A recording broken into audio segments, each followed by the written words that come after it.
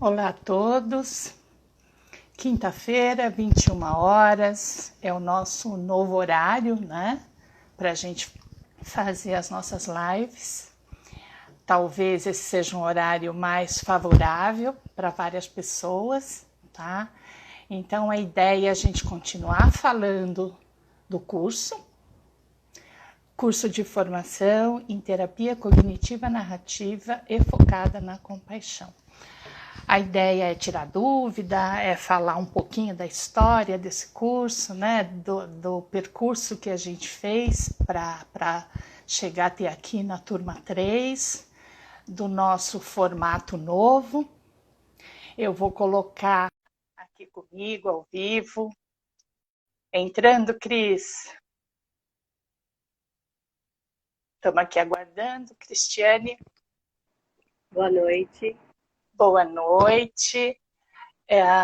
Novo horário, né, Cris? Esse horário facilita, eu acho, talvez, para mais pessoas poder assistir, poder participar.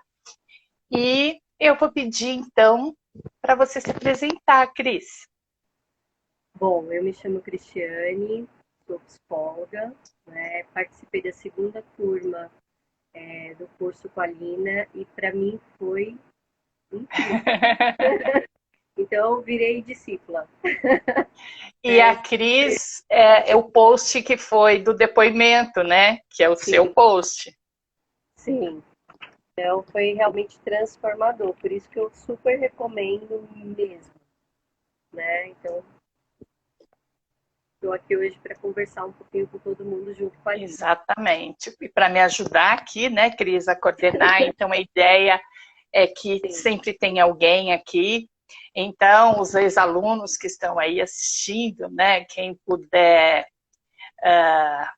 quiser participar de uma live, manda mensagem para mim, né, manda pelo WhatsApp, manda pelo inbox, porque sempre vai ser um prazer ter os vários convidados, né? Certo? O que você tem para falar do curso que não foi bom, que não deu certo? Da formação, nada. Porque você fez o modelo presencial 12 meses. Então, a gente foi de outubro a setembro do ano seguinte, né? Sim. Foi um ano que, por incrível que pareça, passou muito rápido. Né? Quando eu chegou no meio do curso, dava aquela sensação, nossa, não vai terminar, né? Porque o curso vai encorpando. Quando chegou no movimento prático de transformação, passou tão rápido que você fala, não quero mais. Né? E me Então, fala uma coisa, eu acho que aí eu tenho uma expectativa, você também tem, todo mundo tem. Você que fez o presencial, qual a sua expectativa de um formato que é esse formato híbrido, digamos assim, né? A gente fez o gravado e o ao vivo. Qual a sua expectativa, pensando até no que você já fez, né? No que você já fez em termos de online ao longo de 2020, né? Todo mundo passou pelas experiências do online, né? sim. Lina, eu teria participado da primeira turma se ela tivesse sido online, porque eu não tinha tempo para poder fazer o presencial. E a Tá. compaixão chamava. Então, eu acho que esse modelo híbrido, ele dá oportunidade, né, para muita gente ter o acesso, né, a essa formação. Então, Sim. não esperar, de repente, uma logística para poder participar de um presencial. Porque na minha turma tinha gente que vinha de todos os lugares do Brasil. É, é. Né? Então é interessante, porque a gente teve na turma 1, teve na turma 2 e teria na turma 3 pessoas que pegam o voo, tá no aeroporto às 4h30 da manhã, vem de Florianópolis, vem para o curso, interior de São Paulo, Recife, né? Então, gente que vem de longe, né? E é interessante até a gente convidar essas pessoas, né? Nani, se você estiver ouvindo aí, porque Verdade. misturar esses sotaques é muito bom, né?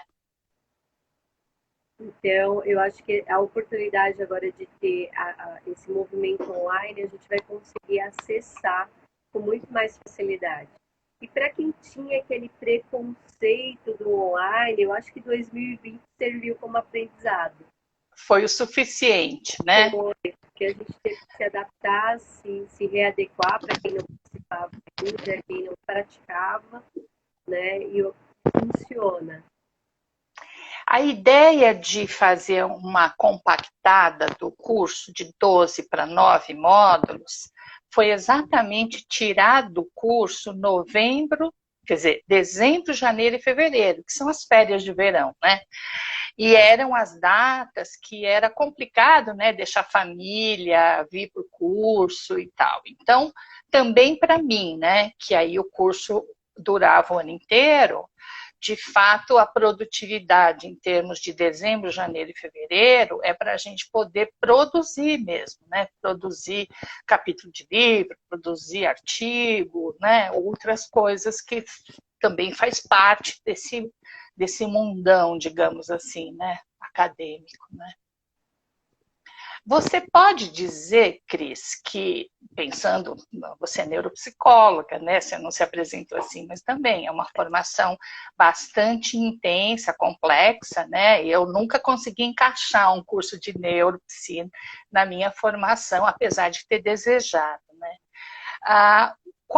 O que você pode dizer que foi assim um divisor de águas em relação a antes da narrativa compaixão e depois? Lina, foi um divisor de águas, não só na questão profissional, mas também na questão pessoal. Porque quando a gente entra com o processo da compaixão, ele nos transforma química, biologicamente, psiquicamente. Ele faz com que a compaixão ela passe a ser algo tão orgânico nosso, né, na nossa prática, então, que serve tanto para a nossa vida quanto serve para a vida dos nossos pacientes. Então, eu me emociono. Por quê? Porque realmente me tornou uma pessoa melhor e é uma prática. Então, como disse o Cláudio na live, né? É treino, treino, treino, treino. Então, é uma prática que a gente faz diariamente e que isso vai mexendo com todas as nossas estruturas, inclusive com a nossa profissão, né? Com olhar com o paciente, abrindo, ampliando as visões. Então, eu falo que dinamizou. É interessante você falar isso, Cris, porque para mim o caminho é o contrário, né? Então, eu vivi as minhas dificuldades na vida, me assumi budista, porque eu me achava uma budista fajuta, né? Então, de repente, eu falo, não, eu sou budista e sou aqui dentro, né? O meu DNA. Então, assumir isso, aceitar isso, fez com que isso potencializasse totalmente, né? E, obviamente, isso mudou a minha vida, né? E o contrário, né? Então, quando o professor Lotufo me convida para fazer mestrado com ele, em janeiro de 2013, olha só, faz tanto tempo, já parece tão longe, né? E foi muito, muito interessante, porque foi janeiro, ele falou, então você, como eu vinha para participar como voluntária de uma pesquisa, então você faz um mestrado aqui comigo. Não quero fazer mestrado. A reação foi essa. Você não quer fazer mestrado? Não, mas não tem nenhum tema assim que você gostaria de estudar? Tem. Qual? Eu gostaria de estudar cognitivismo e budismo. Eu lembro a cara dele. Eu nunca tinha conversado com ele antes, foi assim, de sopetão. Aí ele falou, então, você não tem vontade de estudar isso? Aí eu falei, não, imagina, isso é muito complexo. Não tem interesse nenhum. Mas pensa num tema. Então, eu praticamente passei 2013 pesquisando alguma coisa e mostrando para ele. Pesquisando alguma coisa e mostrando para ele, né? Então, pensamentos automáticos no estresse pós-traumático. Quais as principais distorções cognitivas? Bem TCC, assim. Aí ele olhava, escrevia um pré-projeto, rascunhava. Mas não tá bom, professor? Não. É que, Lina, tem que ser compaixão. Senão você não aguenta estudar o mesmo tema tantos anos. Só que naquela época, eu não sabia que ele estava literalmente falando da compaixão, né? Entendeu? Então, assim, eu virei 2013 para 2014, né, lá em Florianópolis, procurando artigo, e aí descobri a terapia focada na compaixão assistindo uma aula do Paul Gilbert. E daí eu falei, gente, mas é isso, é desse jeito que eu trabalho. Então, é engraçado, porque é um caminho contrário, né? Então, eu já trabalhava com terapia narrativa, já tinha ali uma influência budista, orgânica, obviamente, né?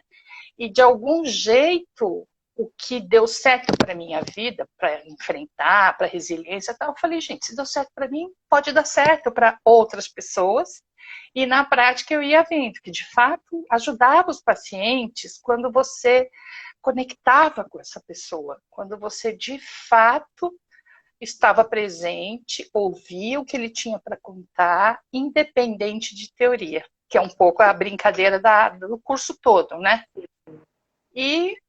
Mas assim, como é que você vai trazer? A gente vai estudar, vai fazer. Então, tem essa mistura, digamos assim, essa harmonização com tudo que eu vim estudando, com a herança do construtivismo, da terapia cognitiva narrativa, e harmonizada com a terapia focada na compaixão, né? Então é interessante, porque no título do curso não está escrito terapia focada na compaixão, porque não é puro Paul Gilbert, tá certo? Então é terapia cognitiva narrativa e focada na compaixão, que o próprio Oscar falou, Lina, já não é mais a terapia cognitiva narrativa, né? Então já tem aí alguma mudança importante. Eu, terminando aqui os slides, eu gravo esse final de semana, mais um bloco de aulas, eu me emociono, você está falando que você se emociona, eu me emociono, porque, por exemplo, uma das aulas tem o depoimento de alguns pacientes. Eu vejo que quando eu estou lendo ali, eu estou com lágrima no olho, porque parece que a gente está lá presencialmente, ouvindo, vendo, né? E é emocionante mesmo, é bem, bem forte, assim, né? Eu estou vendo alguns nominhos aqui, eu não estou vendo nenhuma pergunta, mas eu sei que tem gente de São Luís, a Graça, o Cláudio, eu vi que entraram, né? Tem ex-aluno, né? Então, eu não sei, porque a gente foi respondendo as dúvidas que chegaram inicialmente, e talvez a gente queira falar um pouco mais da experiência, porque é um curso tão inédito na concepção, no formato, e eu acho que a edição online agora, ela tem um ganho, né? Mais uma Carla de Recife aí. Mais um ganho que é, quando esse curso foi desenhado, lá em 2015, 2016, a teoria não mudou, mas obviamente eu amadureci nesses últimos anos mais ainda, especialmente no ano da pandemia. Então, agora, por exemplo, nas aulas já tem a defesa, tem a apresentação do prêmio Bernard Ranger, né? O meu mestrado ganhou a melhor dissertação, tem a participação no Congresso Brasileiro de Psiquiatria, com a Psicologia Positiva 2.0, então tem capítulo do Procognitiva, já tinha o da compaixão, agora tem o da terapia cognitiva narrativa. Então, tem aí já um avanço em termos de produção, né? Então, é como se o curso tivesse atingido a sua maioridade no sentido da forma como ele está agora mais sólido, digamos assim, porque tem vários capítulos de livros para argumentar e tal, né? E mais uma coisa, hoje faz um ano que a gente lançou o livro da Psicologia Positiva aqui em São Paulo, dia 4 de fevereiro. Me lembraram agora à tarde. Então, no livro de Psicologia Positiva, A Ciência da Felicidade, com o Léo Machado, tem capítulo de compaixão e autocompaixão, né? Então, tem aí, obviamente, parte do nosso curso está naquele livro, né, da Psicologia Positiva. E Cris, como é que é para você fazer parte de um movimento assim tão fresco, tão, eu diria, instigante no sentido da novidade, né? Lina, eu falo que existe um imã. Antes de te responder, tem um mestre meu que me deu aula na faculdade, que está assistindo a nossa live, Que o fez professor uma Fábio pergunta? Guedes. Não, ele está aqui acompanhando a gente, e ele está bem dentro desse nosso contexto. Né? Ele foi caminhando para esse contexto com um outro amigo nosso, e hoje ele está aí vendo um pouquinho da compaixão, que acho que se liga muito com o que ele faz hoje, né, professor? Eu vi que a Lucimara também falou que ela está atraída por essa proposta, né? A Lucimara Barreto. Lucimara vem, porque assim, essa proposta ela é como se fosse um imã. Na hora que eu vi o curso da primeira turma, é como se o imã tivesse me puxado. A palavra compaixão, dentro da psicologia, a gente fica pensando, né? Como será? Como é esse trabalho? O que a gente faz? A gente Curiosidade, pensa na né? teórica, né?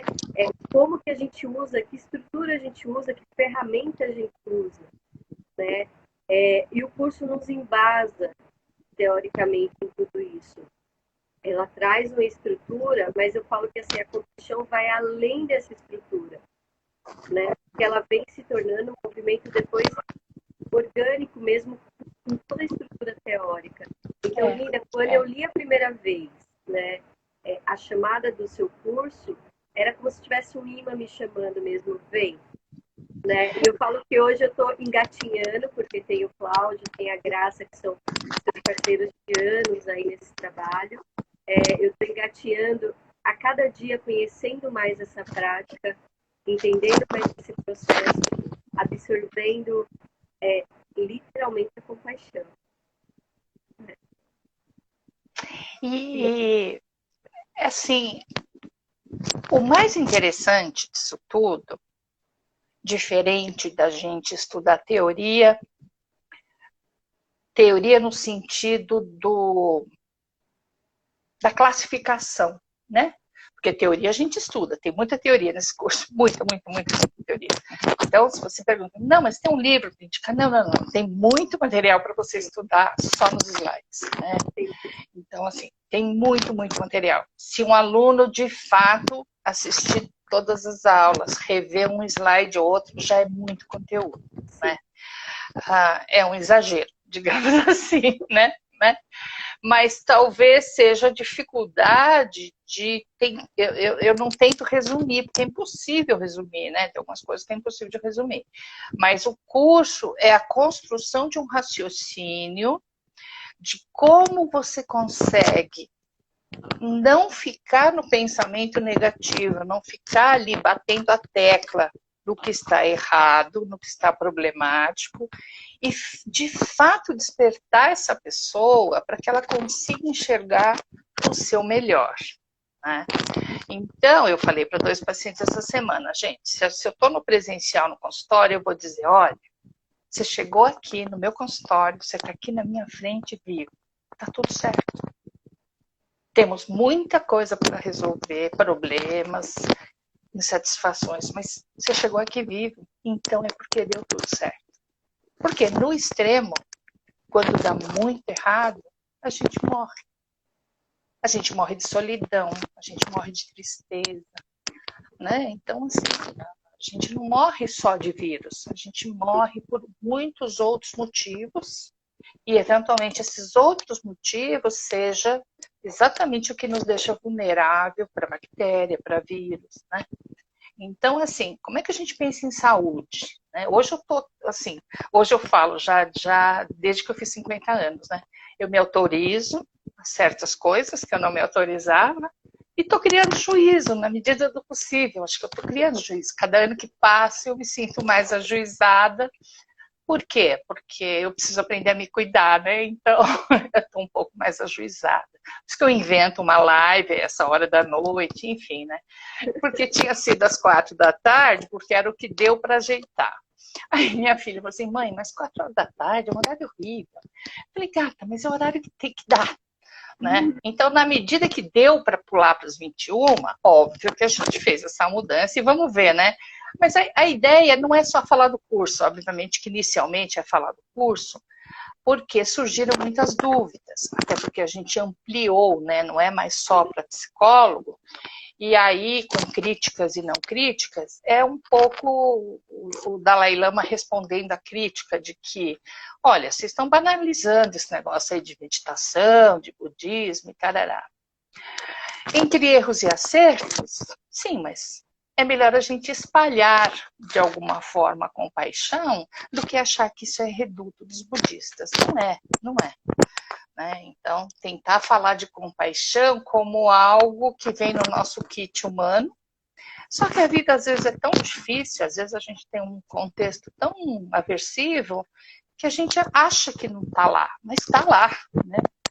Então, se está lá, a gente sai ativando. E quando ativa, não é, Cris? Não dá. Depois que ativou a compaixão e você começa a perceber o benefício, gente, é difícil desligar o negócio ali, porque vai mudando, a vida vai mudando, né? Então, e esse mudando, ainda que para melhor, às vezes no ambiente causa problemas, né? Você tem algum exemplo para dar, assim, ou de paciente, ou seu, de que ser mais compassivo, tocar a vida de um jeito um pouquinho diferente, no sentido de menos raivoso ou menos reativo, causa no ambiente um certo desconforto, sim? Eu tenho um exemplo do meu irmão, mas antes de falar, eu vou pontuar o que a Dani colocou aqui, que eu acho que cabe bem nessa questão. A Dani coloca assim: o que me encantou em toda abordagem é que foca no alívio do problema e não só no problema em si, né? Então, aí eu vou fazer uma correção. Não é no alívio do problema. Então, deixa eu deixar bem claro isso. Olha só. Gente, pensa na sua vida. Pensa, se você colocar 3 problemas, o mais importante, grave, o outro e o outro. Pensa em 3 problemas na sua vida. Algum deles, ou mais de um, não tem solução. Ou, se não tem solução, a solução independe do que você faz. Da sua boa vontade, do seu comprometimento, do seu amor, da sua dedicação. Por isso que focar no problema, às vezes é uma luta inglória, porque existem problemas que a solução não existe. Doença, morte, viuvez, luto. É um baita de um problema que atinge todo mundo, suicídio, mas a solução não existe. A solução do problema de alguém que se matou, não tem como ressuscitar. Alguém que morreu de câncer, não tem como ressuscitar. Então, muitos dos problemas graves e complexos não tem como a gente solucionar. Mas, se a gente conseguir enxergar que a gente tem potencialidades, que a gente tem recursos, né? Aí sim é diferente. Então, a gente não vai estar exatamente focando no problema, é o contrário. A gente vai estar o tempo todo entendendo o problema, respeitando o problema, mas focando na pessoa para que ela consiga enxergar como ela pode enfrentar esse vazio, esse luto, essa solidão, né? Ou quebrou, perdeu dinheiro, enfim, né? Por quê? Porque geralmente, quando alguém morre, e aí eu vou falar do que eu vivi em 2020 com tantos casos de luto, geralmente a pessoa que é diretamente afetada, ela não se conforma. Não acredito que isso aconteceu comigo. E aí, do não acredito, ela vai, por que isso aconteceu comigo? Mas por que justo, meu pai? Mas por que justo comigo? Certo? Então, o problema é alguém ter morrido. E aí a pessoa vai entrar nesse looping. Por que justo, meu pai? Mas por quê? Por quê? Por quê? Então, essa resposta desse porquê não tem, ela não existe. E se existe, não sou eu que vou dar na terapia, né? Então, talvez a mudança seja E aí eu vou usar um exemplo pessoal, né? Quando a minha mãe morreu, eu pensava assim, gente, mas por que justo a minha mãe? Por que justo a minha mãe? Poxa, minha amiga, a mãe dela é uma carrasca, bate nela, que justo a minha mãe. Ó, isso durou anos e anos e anos. Não acredito, mas por que justo a minha mãe? Por que, que ela foi escolhida? Porque eu sou escolhida para ficar sem a minha mãe. Isso durou muitos anos. Isso eu fui resolver na terapia lá na frente, né? Então, quando meu marido teve câncer e morreu, eu fiz uma decisão inteligente, tá certo? Eu não vou fazer essa pergunta. Porque essa pergunta, por que eu, ou por que ele, ou por que minha filha, ela não tem resposta. Então, o problema, às vezes, é fazer essa pergunta. Então, como é que você fortalece uma pessoa para que ela enxergue mais do que aquilo que ela fechou e só está enxergando? Ela só narra aquilo, o luto, a perda e tal. Mas, se eu tiver que perguntar, mas por que eu? Por que o meu marido? Eu vou também ter que usar a mesma régua e perguntar, mas por que eu tenho tanta saúde? Por que eu, né, sou xereta, curiosa e fico pesquisando as coisas sem parar? Por que eu fui escolhida para ter uma filha como a filha que eu tenho? A minha gata linda, todo mundo sabe que é assim que eu chamo ela. Então, aí você tem que usar a mesma régua para medir os eventos da sua vida. Só que a gente joga sujo, porque a gente troca a régua.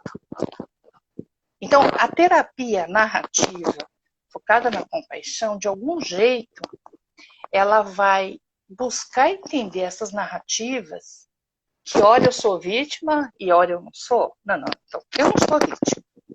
Né? Meu marido teve câncer e morreu.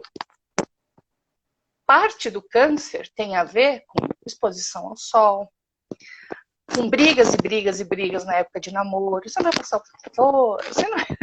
né? Então, assim, tudo tem uma história. Nada acontece do dia para a noite, né? Então, talvez as narrativas mais complexas elas consigam passear no espaço e no tempo, na complexidade que é vida e morte, e use a mesma régua. Aí, Dani, eu não sei se... Então, isso não é amenizar problema. Talvez isso seja o contrário do amenizar o problema. É tocar na ferida mesmo.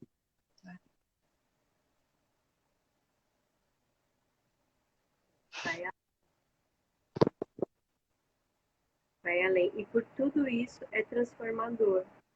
Porque além da narrativa, né, do foco no processo da narrativa, vem a compaixão, que traz esse outro olhar, né, que faz com que eu não use uma outra régua, que faz com que a gente possa caminhar, né, Eu acho que sim, Cris, porque a gente fazia aquela sessão de perguntas e respostas, aquela supervisão no final, que é o que eu tenho, aquela roda, né? Aquela roda linda, todo era mundo ali uma roda dialogando. Então, aquilo era mais do que uma supervisão no sentido do que o psicólogo faz, mas era uma comunhão ali de pessoas se emocionando, né? Eu acho que tem um lado muito bonito disso, eu adoro tudo isso, óbvio, né? Porque fica claro que a gente não está falando de teoria, fica claro que ali são alunos, são pessoas, cada um com a sua história, e a gente faz uma revisão da história de vida ao longo do curso. Isso para mim é muito claro, assim. E eu ouço de ex-alunos, ou em off, ou em sala de aula mesmo, assim, resoluções acontecendo no exemplo de aula, numa fala de aula, né? Então, eu consegui resolver uma questão de infância, sim, com exemplo, né?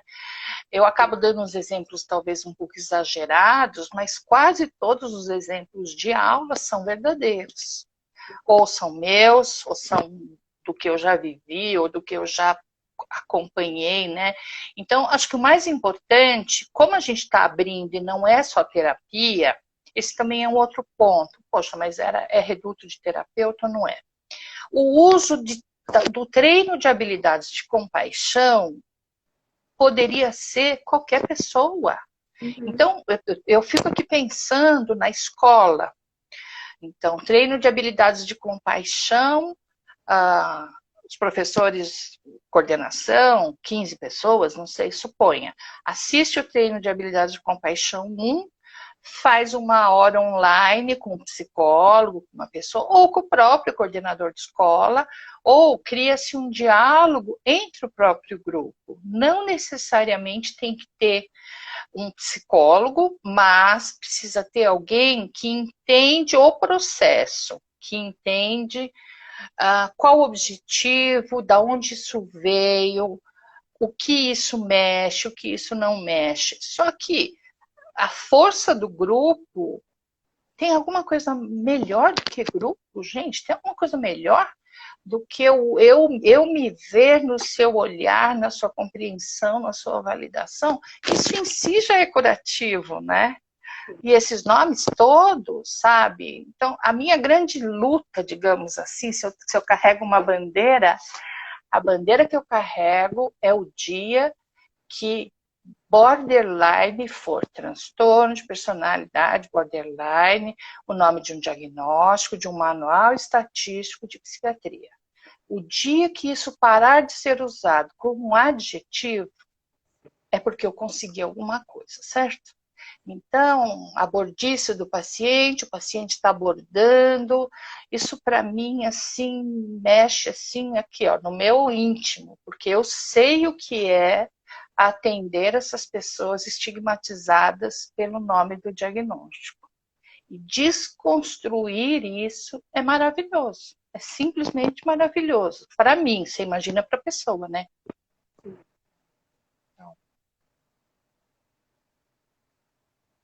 Tem alguma pergunta?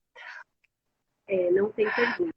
Mas tem uma pergunta que me fizeram no particular, depois de uma live sua que você fez, das 16 horas.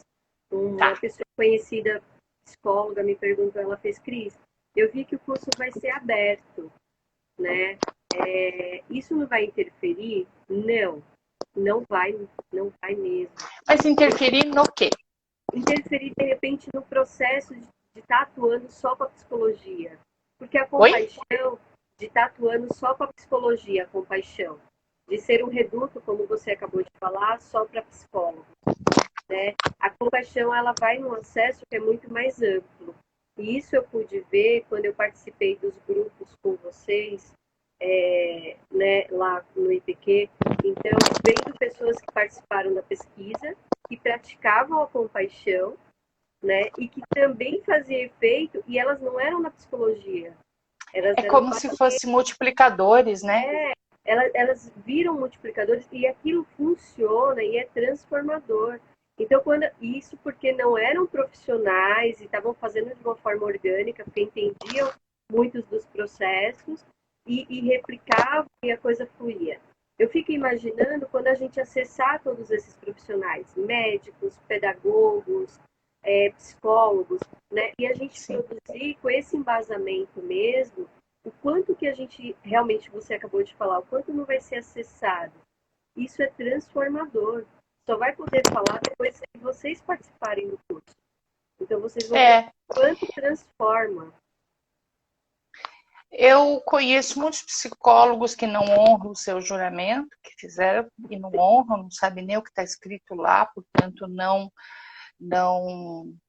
utilizam, né, não dão valor ao seu juramento.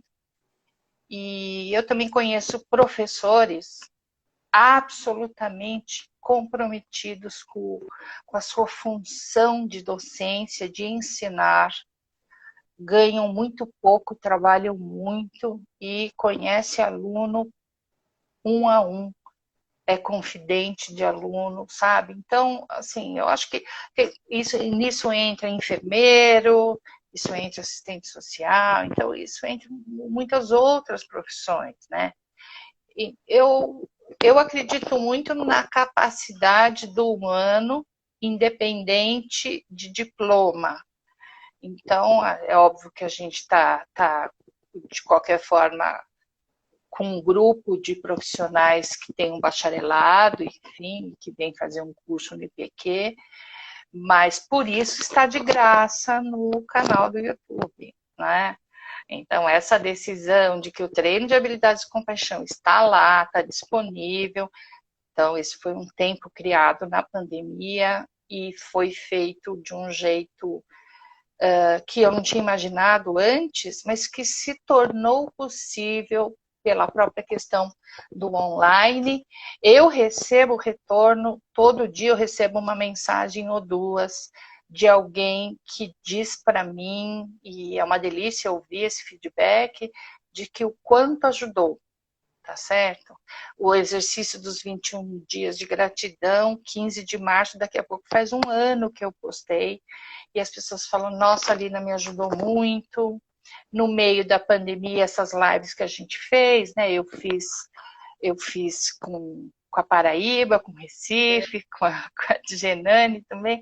Então, assim, tem alguma coisa aí que, se você ouvir 5 minutos, eventualmente aqueles 5 minutos despertou alguma coisa em você. Pronto, já valeu, né? Então, porque eu não vou colocar compaixão em você. O meu trabalho não é esse, eu nem conseguiria, é impossível fazer isso. Mas o trabalho todo é também um trabalho de sensibilização para que você perceba que já está aí. E se já está aí, você precisa treinar para que fique mais, para que fique mais forte, que fique, né? E se você se beneficia, se você tem uma vida melhor, só pensando na palavra compaixão, todo mundo que está à sua volta ganha, né? Todo mundo que está à sua volta percebe a mudança, percebe a forma de se relacionar, né? Então, a partir desse trabalho, ninguém mais é invisível. Todo mundo que você encontrar no seu dia é uma pessoa que sorri, que tem nome, que tem família, que tem problemas, mas que tem coração, que tem essa vontade humana, né, de se relacionar. Isso para mim é muito forte, né? Eu não consigo mais separar isso, né?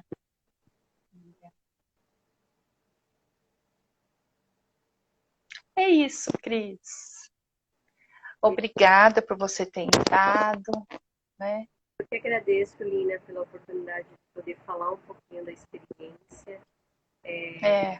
Eu posso falar que realmente só dá para dizer assim que sabor tem depois que a gente prova.